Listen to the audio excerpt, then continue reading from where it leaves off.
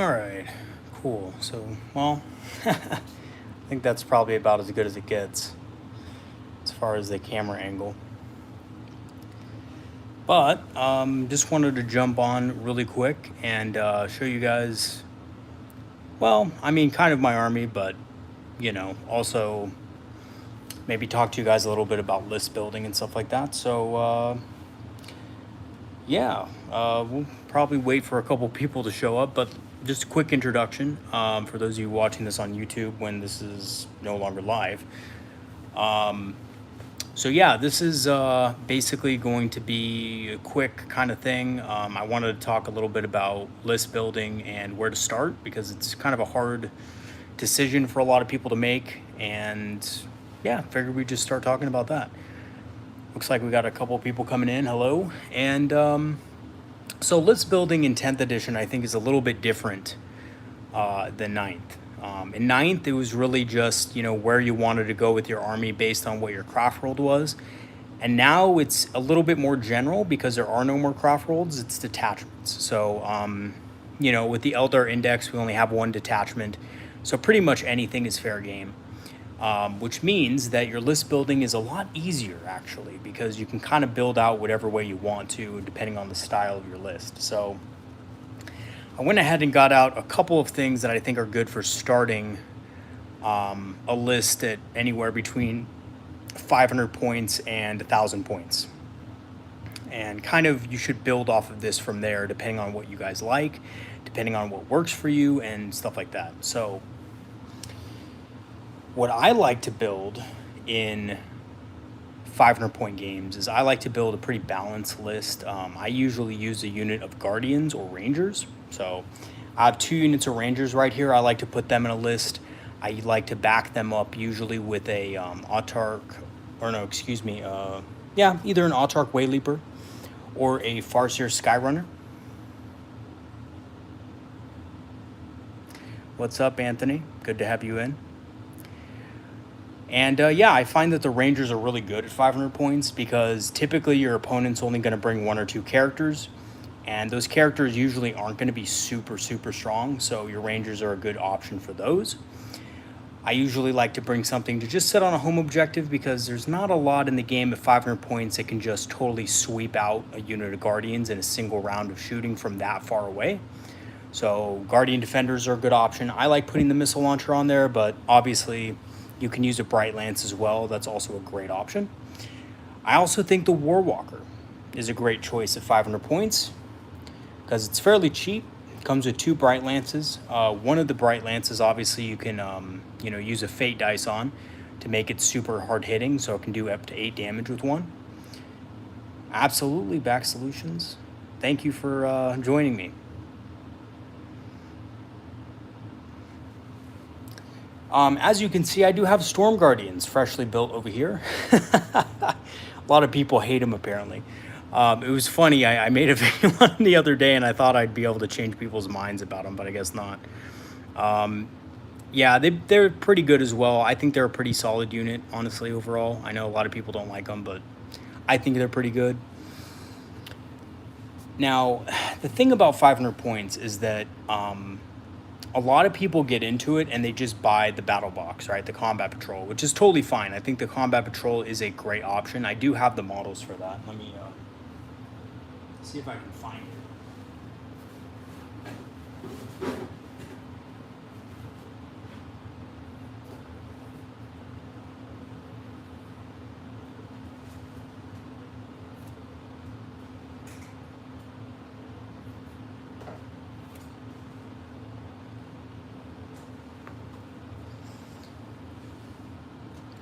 Yeah, so I do have the Wraith Lord, I do have the Guardians and stuff, so you could always, I have it magnetized, so. Full stay on. Is this the right one? No, that's the wrong side. Magnets when you get them on the wrong side. There we go. There we go. Okay, so Wraith Lord. And Wraith Lord's a good option, also, at 500 points. It's tough. You can pair it with a Farseer, and you can basically put Fortune on it, and the thing is a beast. The thing is toughness 11. Really hard to wound. That's going to be hard for a lot of people to kill at 500 points, and it'll do a lot of damage to a lot of different units. There's really nothing in 500 points. Like if you're playing with friends and they have the combat patrol and you have the combat patrol and you're not really playing combat patrol games, the Wraith Lord is a great option. I think in the combat patrol, it actually kind of sucks because it's really limited, but it is good in actual games of 40K outside of that game mode. Dire Avengers are a good option. So if you wanted to, kind of build up your aspects, Dire Avengers are good. You can use a unit of 10 of those. What I like about Dire Avengers in 500 points is they do a really good job controlling the board. So you can put them on a middle objective in 500 points, and if your opponent doesn't have the range to deal with them, it's going to be very difficult. Of course, this depends on the matchup, obviously. In some matchups, I think Dire Avengers just get shot at and killed, but if your opponent has short-range weapons, anything 18 or below, and they try to engage the Dire Avengers, they're going to be in for a bad time with Overwatch and stuff, so that is a good option. Shroud Runners are also pretty good at 500 points. So what I like about Shroud Runners is they have really good anti-infantry, and they're really fast. So you can swing around the battlefield with them on the side, maybe where your opponent can't see them or shoot them in a 500-point game. And they can come around and they can sweep units off of objectives on their home objective. So if you're going against an Imperial Guard, Combat Patrol, or Imperial Guard, or Chaos with the Cultists, or even Thousand Suns with the Zangzors or Tanzgors or whatever they are, they will sweep them pretty quickly. They hit on 3s, they wound on 3s, and they kill on their invul. So if any unit kind of wants to just sit on back objective and stuff, they are pretty good for sweeping them out and scoring on secondaries and things like that. So that's cool too. But yeah, so yeah, if you guys have any questions, let me know. I'm just kind of hanging out for a little bit. Yeah, I think the Combat Patrol is a pretty good place to start. Wind Riders are good. Wind Riders are a solid pick. Guardians are pretty solid. Both types. I know people will say that the Storm Guardians suck ass, but I'm crazy enough to run them, so they've worked for me. They're pretty good. Of course, don't expect to do any serious damage with them, but they will score you objectives and stuff like that. Hey, Foz, how's it going? Good to see you in here, man. I know these live streams are just random. I just, because of my schedule, I barely can guarantee that they're going to be, on every day. I really like Hornets back solution. I love Hornets. I think they're great. A lot of people aren't running them as much now because, essentially with the Fire and Fade nerf, or excuse me, the Phantasm nerf. I don't know if you guys kind of caught on to that with the last data slate, but Phantasm can't target them anymore. So people are opting more for the tougher option, which is the Warwalker. Warwalkers have a 4+ invul and -1 to wound at range. So they're a lot more durable. They can take a few hits from, some last cannons or some, multi-meltas and stuff like that. And Hornets can't, basically. So, essentially that's why people are not running Hornets as much. But Hornets are still great. I still really like Hornets. I think they're solid for their cost. 100 points is pretty good. You save a couple of points and you get a cool mortal wound kind of ability that you can use in the late game. So that's really cool too. So I like Hornets. I just don't have any. Every time I run a Hornet, I just proxy for Vipers. I have a couple Vipers back there. I don't know if you can see them, but I just say they're Hornets. I cheat. Yeah, no problem, backstory. Yeah, Fuzz, I know, man. Schedule's all over the place. I have work, and then I have another job, and then I have to obviously fit in games, so that's another thing. I try to fit in a couple games on Thursdays and Fridays and the weekend. The weekend's usually better for me to play games and to test things out. Now, if you're a real Giga Chad, now I've tried this a few times at 500 points, but some of you may not know this, but the Death Jester can actually be your Warlord because he's a character. So you can actually have your Death Jester as the Warlord, and you can just focus on dealing damage with them. It's a pretty fun 500 point inclusion, actually, with the Fate's Messenger enhancement. It is pretty effective and fun. So if you wanted to run him at 500 points or 1,000 points, he's better in bigger games too. The thing about the Death Jester is he scales really well. Scales really well.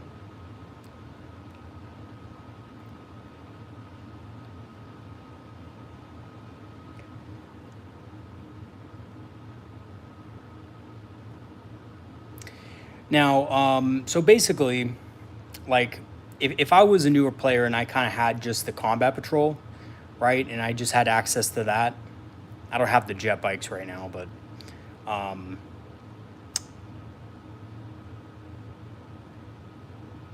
what would I build against Chaos Space Marines? Well, Chaos Space Marines, it depends on what they're running. From my experience, I have a buddy who plays Chaos Space Marines a lot. He's been running an Abaddon Brick. He's been running a couple of Forge Fiends. What else does he run? He runs just regular Legionaries for his troops, which are pretty good too. Obviously, the freaking not the Mutilators. What are they called? The Obliterators. That's what they're called. Obliterators. Yeah, Obliterators. So Obliterators are your biggest threat. You take out those first, prioritize those. What I like to do is I like to force my opponent to use Dark Obscuration on the Abbey unit every turn. So the Abaddon Death Star, I usually have a Night Spinner in bigger points. I try to fire that at them so that they waste their command point on Dark Obscuration. That forces them to use it because they don't want to be targeted by the -2. After that, it's really just a matter of sweeping up their smaller units because the Abbey unit, while it deals a lot of damage, is mostly a tar pit. And it's really hard to shoot. So my advice would be to ignore it. Try to force battles on the flanks, the sides of the battlefield. By the way, if anybody's ever wondering kind of like how to get really good with Eldar, yeah, Lucky, you know what I'm talking about. You know what I'm talking about, man. Just waste the Dark Obscuration. Just shoot them with that, and then they use the Dark Obscuration immediately, and then just shoot something else, and then just ignore them. That's the best way to do it. And it's a really good trick, and it's something opponents can't really do anything about. But if you're an Eldar player and you're trying to really learn the faction, learn how to dominate the flanks of the battlefield, and learn how to maneuver your units in such a way that you have the maximum amount of line of sight on enemy units on the sides of the battlefield, and you'll win a lot more games. You'll be in a dominating position. A lot of Marine players and a lot of newer players, what they'll do is they'll march straight up the center of the board. They'll try to control the center objective, which is a huge trap against an Eldar player because an Eldar player will know how to kind of go around that. And, we have the tools to just slow the enemy unit in the middle down and just prevent it from doing anything. But yeah. So yeah, against Chaos Space Marines, that's what I would typically do. That's the play style I would adopt. My buddy who runs the army gets extremely frustrated playing against Eldar, so that's another thing, I mean, Eldar, if you've ever played against Eldar, just to be, frank with you guys, it is a frustrating army to play against when there's a good player actually playing them that knows what they're doing.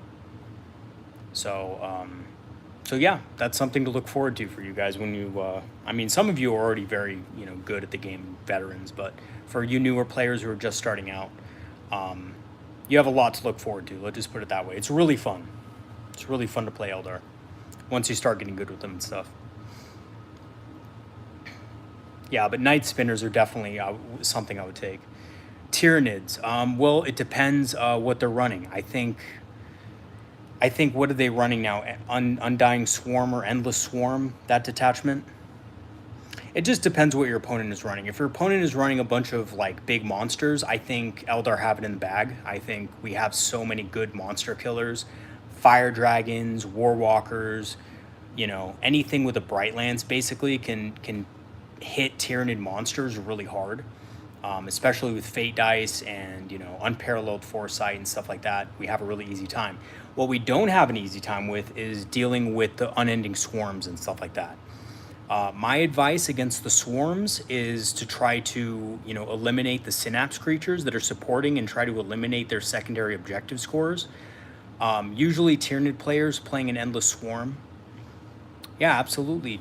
IMG. My pleasure. Usually Tyranid players playing an endless swarm will try to kind of overwhelm the primary objectives on the board, but they'll also have, pyrovores or, zoanthropes or kind of like little supporting little guys or like spores or something like that. Try to score on secondary objectives. I don't know whether they fixed the spore thing or not, but biovores can fire these spores off, and I think if they haven't fixed it, they can score on secondaries. So take those things out, right? Get into positions where you can take those things out. Night spinners are actually, believe it or not, pretty decent at killing those things. So that's one thing to consider. Now, a lot of you may make the mistake with a Tyranid swarm of shooting the Night Spinner at some Gaunts early on in the game because it's a big unit. You get a lot of extra attacks with Blast. It's a huge mistake. Don't do it. First of all, they get to move. Absolutely, back solutions. First of all, they get to move after you shoot them. So it's D6. So you don't want to do that. You give them a free movement, and it's not affected by the ability because the ability just subtracts movement. It doesn't, and prevents advances. So it is good. It's just not the greatest on Gaunt units. What you really want to do is you really want to fire that Night Spinner at the pyrovores and at the biovores and try to proc as many devastating wounds on those guys as you can, so you can kill those early. Once those die and you are able to isolate the Hive Tyrant and kill that thing, the swarms, while a nuisance, don't do a lot of damage. So you can kind of from then control the secondary game. If your opponent's having trouble scoring on secondaries and is forced to use his big swarms to score secondary objectives throughout the game, especially if he's playing tactical and he's drawing objectives that he needs to use a swarm for, that swarm isn't going to be able to shoot, right? So, and by swarm I mean those big units of termagants with the devourers and stuff like that. If they can't shoot, they're not doing damage. So they may be able to score a secondary, but that's when you can kill them, right? So the other thing about Eldar armies is that we're going to need to start adapting more to swarms and to infantry spam. Because if we don't, we're going to get these matchups in games and tournaments where we just get wiped because we have nothing to deal with Gaunts, we have nothing to deal with Imperial Guardsmen and stuff like that. So anyway, I know that was a long-winded explanation. I wish I could give you more, but but yeah, so that's what I got for you guys on Tyranids. But I find the Tyranids are a pretty even matchup for Eldar. I don't think we have a terrible time with them.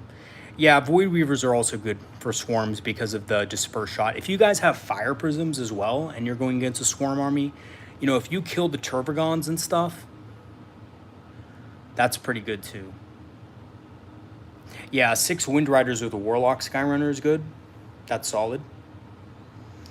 Just keep in mind, though, that against the swarms, the shuriken cannons are a little bit less effective against swarms. They're more effective against things like Space Marines and stuff like that, things with 2 wounds. But they're still good. Like, if you bring them in an all-comers list and you go against a swarm, you'll do fine with that. Just remember, your Wind Riders in those cases are better off trying to get around the swarms and shoot at the biovores and the pyrovores. Which will, by the way, guys, the pyrovores and biovores will eventually have to move into positions to score on secondaries, which typically means if it's like deploy homers, teleport homers, or like, line breaker, behind enemy lines, whatever it is, they're going to have to move. So they can't just hide the whole game and score. It's not like 9th edition where you could literally have a unit just in the back, just every turn just scoring for you. It's not really like that anymore with a lot of the secondaries. And it was funny because in 9th, Eldar secondaries were a little bit harder to score. So that's why our tournament win rate was so low, because we didn't have the best secondary selection in every matchup. So there were some factions that just scored them automatically, which sucked.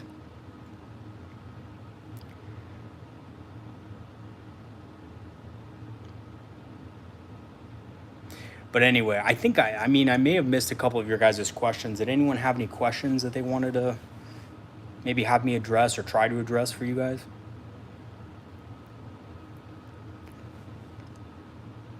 Yeah, barely rare. Yeah, Warlock with Wind Riders is good. I think I have a Warlock somewhere here. Warlock Skyrunner. Oh, here it is. It's a converted one. I didn't want to pay the extra money for it, so I just converted it out of a Wind Rider, but here you go. Of course, I'm never going to be able to get it into this mess of models. Maybe I can like put it right here or something. There we go. There it is. What's my favorite combination in 10th? Well, my favorite combo that I've pulled off with damage-wise is 2 squads of Shadow Specters with Shroud Runners against Hordes. It just annihilates Hordes. Absolutely annihilates. Like, Guard Blobs, dead. Like, you don't even have to worry about it. They're just dead automatically. It's like 80-something attacks. I think the Avatar is fantastic, dude.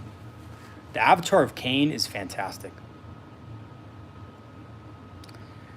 Artillery units with Guard. So there's a couple of ways you can deal with Guard Artillery. One of the ways is most of the Guard Artillery, unless they're spamming it, most of the Guard Artillery is very inaccurate without the orders. So one thing you can do is you can place some units in reserve. So I know there's counters to that technically, but if you put a few units in reserve, like Warwalkers or Vipers, you can pretty easily get behind enemy lines and kill them. And if they try to screen you out on the side, you just have anti-infantry units that can just gun them down. Because the Guard Infantry they're not tough. They're not tough at all. So that's a good way of dealing with them. Yeah.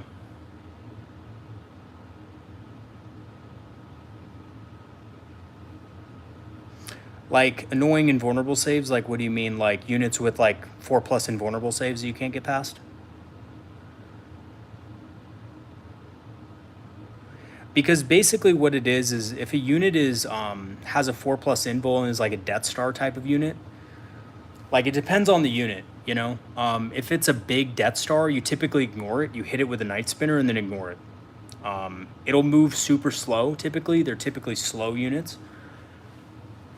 Like, if you're going against, like, Death Guard or just regular Space Marines, you know, they're speed 5, speed 4. You just hit it with a Death Spinner or a Night Spinner and you just ignore it for the rest of the game. I mean, they can shoot Stormbolters and stuff, and that's great, but they're going to be basically hard to do anything else with.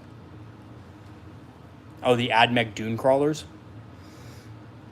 Yeah, there's not much.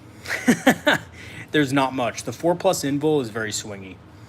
Wraithguard, I know you said besides Wraithguard do a good job against them, but, you know, if you're having a lot of trouble versus Admech, a little neat trick you could try is putting a support weapon, D-cannon, in reserve, and that can do good.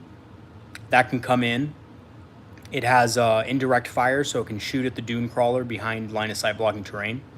So you can come in on the side of the board, be protected from one side, and then shoot a Dune Crawler. And obviously, you know, kill it. Basically, you should be able to kill it. How many wounds do Dune Crawlers have? They have, like, what, 10 wounds? I can't remember.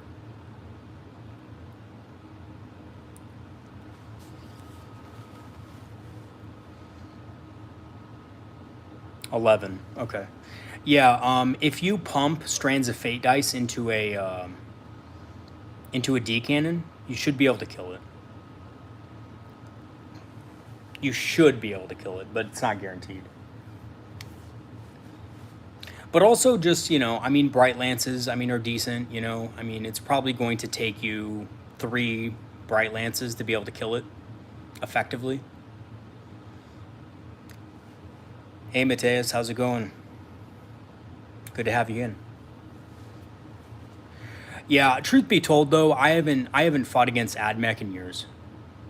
Haywire is also good. Skyweavers are good for that. Like if you're going against a lot of AdMech, thank you, Lucky. Skyweavers are a perfect counter. I didn't even think of them, but you're right. They're a really good counter. They do solid damage. 2 units of those will kill a Dune Walker pretty much on average, every single time they shoot. So or a unit of 4, but I'd do 2 units of 2. I would wait. I would bait them out, and then just destroy them. Yeah, the Avatar of Kane. I mean, well, the Avatar can kill anything. The Avatar basically kills anything in the game right now. It's pretty crazy. And I'm not even like kidding or anything. The Avatar pretty much kills everything. I think the only thing you might have trouble with is a Transcendent Satan. That's about it.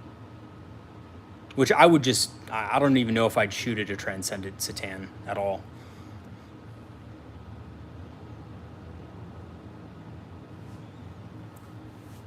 Yeah, my Necron buddy runs one. I ignore it. I don't even fire it at once.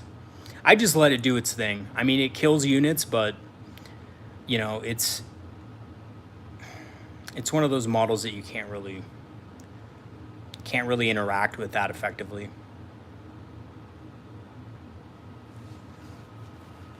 The Avatar Overwatch is insane. Yeah. Yeah, so if you guys don't know, the Avatar of Kane has a sustained D3 weapon. So if you Overwatch with him, you use a Fate dice on a 6. And he does D3, I think it's like, what is it, Strength 16, AP -4, D6 plus 2 damage shots. Daniel, I know, man. I'm sorry, dude. I mean, if he makes the saves, then you got to go with Haywire. Like, Skyweavers are good, but the D cannon might also be good if you don't have Skyweavers. Or just, I mean, you know, the other thing is kill everything else, right? Like here's the rule of thumb. If you are going up against somebody that has a unit that you cannot deal with, that you do not have the weapons to deal with in your army, knowing that means that you have to just ignore it, right? You have to do everything you can to ignore it. I don't think Dune Walkers are the best objective units. I may be wrong, but they're not going to score your opponent a bunch of like primary or secondary objectives. I don't even think they're going to try to go for primaries with those things. They're probably going to try to more along the lines of just kill you, if I'm not mistaken, right? Because they have the big guns. Yeah, OC3. So they're not scoring. I mean, they're not scoring objectives. I mean, we have stuff that could easily steal that from them, right?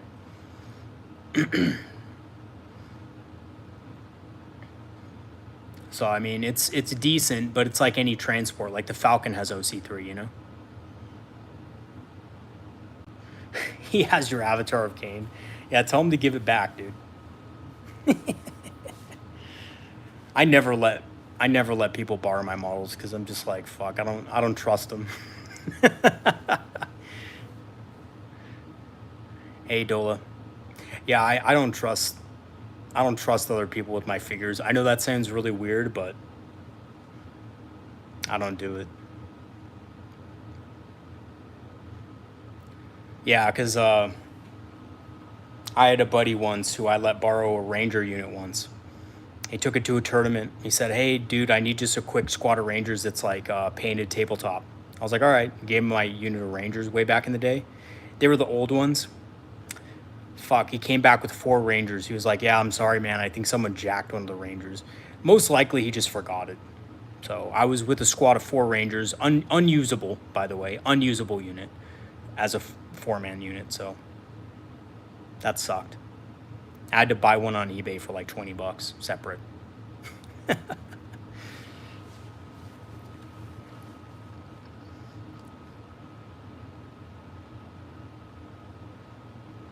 Yeah, but 10th edition has been pretty cool so far. A lot of people don't like 10th edition because, you know, they're like, oh, Eldar are super OP and everything, but I don't mind it. Yeah, MK Mailer, I mean, I gotta say, man, like, if you're rolling bad that day, there's just nothing you can do. You know, you just have to have fun. That's it. It's a dice game at the end of the day. If you roll bad, you roll bad. Can't do anything about that. Gene Phillip, if you're running Yanari, I like the troop and a wave serpent, but it's not really needed. It's a lot of points, but you know what I do like it for? It's really good if you can get it against a certain Death Star. It's a really good way of cracking through a Death Star. It will trade up against most Death Stars in the game. But I don't know. There's some like really scary stuff coming out. The Space Marine Codex has the Aggressor Death Star or whatever, and that's freaking insane. I don't know if your Vrain and Clowns can actually deal with that, because they have so many attacks. So I don't know. Yeah, Striking Scorpions are good too because they reroll wounds out of a Falcon.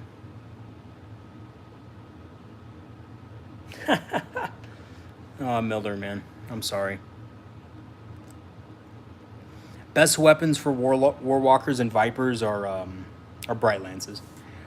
Bright Lances, and then with the Vipers, the missile launchers are the second best choice, because if you just want to apply the Ignores Cover debuff, and that's all you're taking the Viper for, then the missile launcher has a better shot at that with the D6 plasma shots.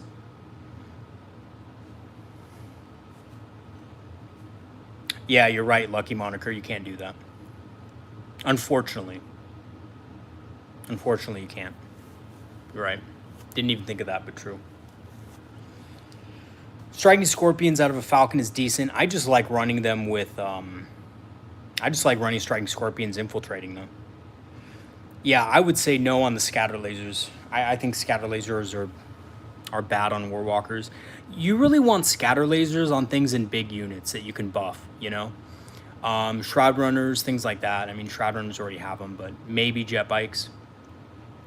Fun detachments. I would like to see a detachment for every craft world. I would like to see an Iandin detachment. I would like to see a Samhain detachment, a Bealtan detachment. And, you know, I would like to see, like, different things happen, like, in a Bealtan detachment, like, Dire Avengers would be, or battle line units and stuff like that. Yeah, no problem, Back Solutions. My pleasure. Here to help. For what good that does. Iandin, it would be cool. Like, you know, it's funny because I know they're going to do the detachments and one of them's going to suck, like always, but... I would have, Daniel, I would have... That's tough. I actually wouldn't use either of those units in a Wave Serpent, my friend. I know that sounds bad. Like, that sounds like bad advice, but... Storm Guardians are better on foot, I think.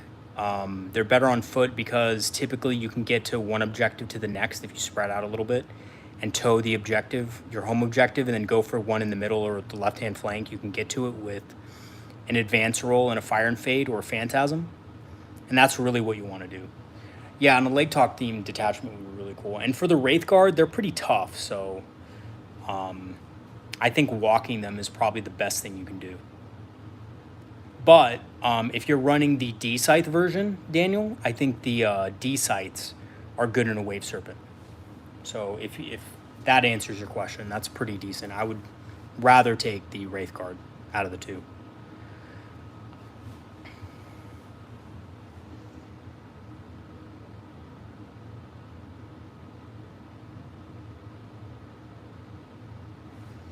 But yeah, we'll have to see if the other detachments exactly, Mateus. That's the thing. We have a really good detachment bonus, right, guys? I mean, reroll 1 hit, 1 wound. Each unit is pretty good.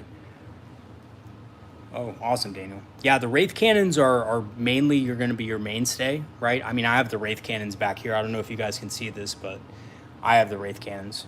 They're good. They're solid. They're one of the...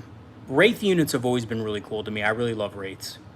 Wraith Lords, Wraith Guard, Spirit Seers, all that kind of stuff. I used to run a pure Wraith Guard army, believe it or not. Back in 5th edition and 4th edition, I had a Wraith Guard army where I had 2 bricks of 10 Wraith Guard with Spirit Seers, and back then Warlocks were Spirit Seers, so you